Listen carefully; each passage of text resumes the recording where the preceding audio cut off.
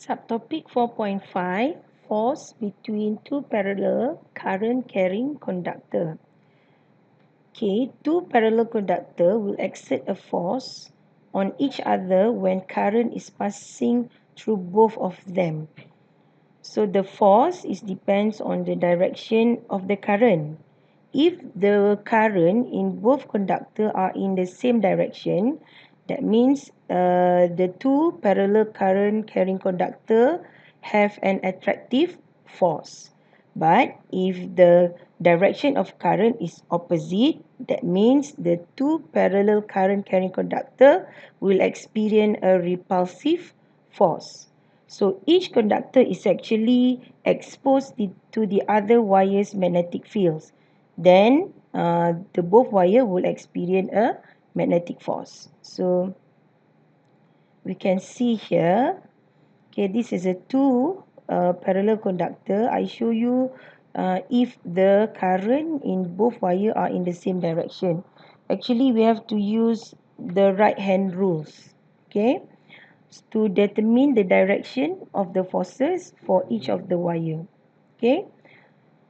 So let's say we have the first current carrying conductor, the first wire. Okay, so the direction of the current is upward. So we use the right hand rules, the thumbs rules. Okay, so the thumb actually represent the direction of current. So the other fingers shows the direction of the magnetic field. Okay, so the magnetic fields created by the first conductor is anti-clockwise. Okay, so this is anti-clockwise. So when the second conductor enters the magnetic field of the first conductor, so the second conductor will experience a magnetic force. Okay, then we have to use the right hand rule number 2, okay, to determine the direction of the magnetic force experienced by the second conductor. So from here we can see that the magnetic field on point P on the second conductor is into the page. So when you use your right hand rules, okay, so your thumb is the current flow in the second conductor. Okay, the rest of the finger pointing to the direction of magnetic fields. So your palm, okay, shows the direction of forces. So the magnetic force acting on second conductor is to the left. Okay, so this is the F21. F21 means the force acting on 2 by 1. Okay, so this is the force on wire 2. Next, the same concept you use to determine the direction of the forces acting on wire 1 by 2. Okay, so we start first with the right hand rule thumbs. Okay, the direction of current in conductor 2 is upward. So that means it will produce a magnetic fields anti-clockwise also. Okay, so when the first conductor enters the magnetic field of B2, okay, at this point we call point Q, the direction of magnetic fields here is out of the page. Okay, next, to identify the forces acting on 1, use the right hand rule also. Okay, so the current in 1 is upward. So the other finger, the direction of magnetic field is out of the page. That means the forces experienced by wire 1 is to the right. That is the concept. It shows that if the both conductor have the same direction of current, so the both wire will attract each other. Okay, now we go to the next example where the current in both conductor are in opposite direction. Okay, so let's say in the current carrying conductor 1 or wire 1 is upward and the direction of current in wire 2 is downward. Okay, so for wire 1, when there a current flow in the conductor, it will produce magnetic fields. Okay, so we use the thumb rule. Okay, so we know that from the thumb rules, okay, right hand rules ni, we know that the direction of magnetic field for B1 is anti-clockwise. Okay, so we'll get anti-clockwise.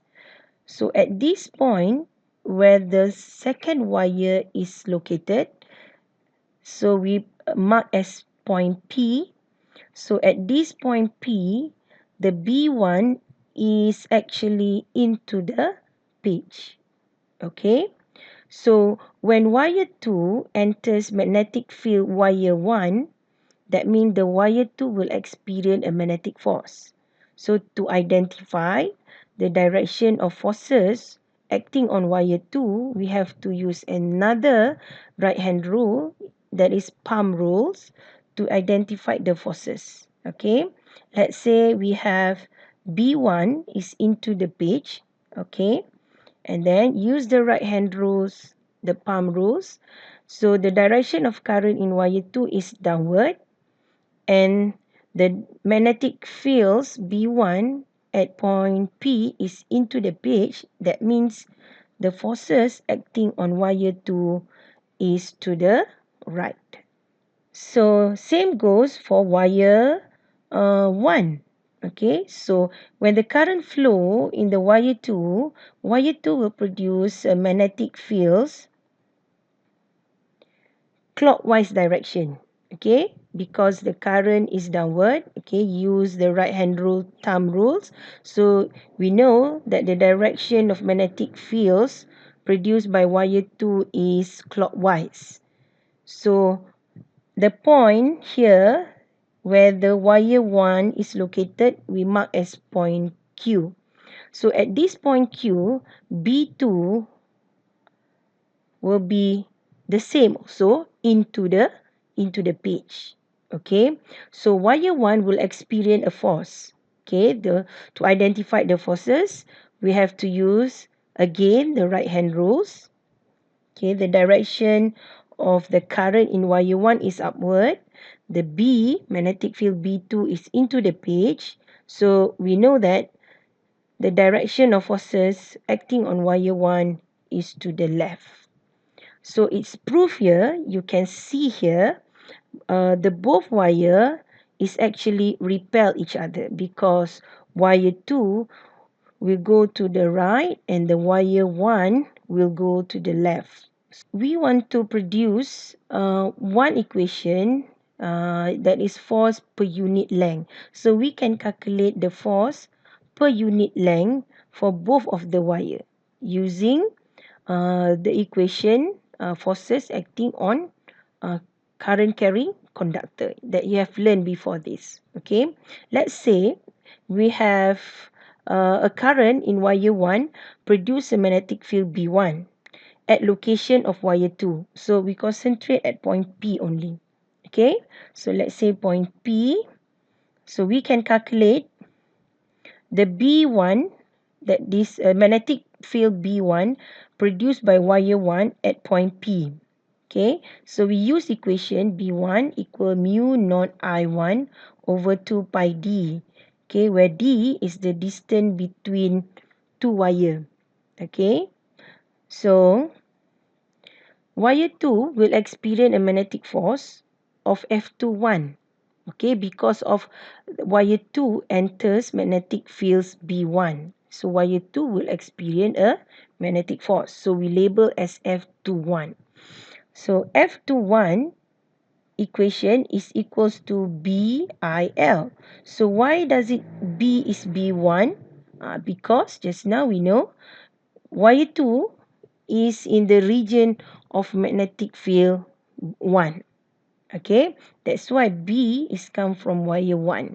So F21 is equals to B1, the current in wire 2, I2, and also the length of the wire 2. Okay, so what we can do is we substitute B1 into this equation.